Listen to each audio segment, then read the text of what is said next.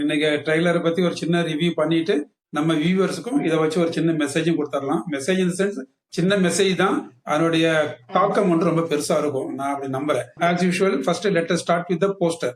கூலி, அந்த போஸ்டர், அந்த லெட்டர்ஸ் கூலி போட்டிருக்கு இல்லையா, அதை பார்த்தா உங்களுக்கு அந்த டிசைனை பார்த்தா என்ன ஞாபகம் வருது? What to you infer from that?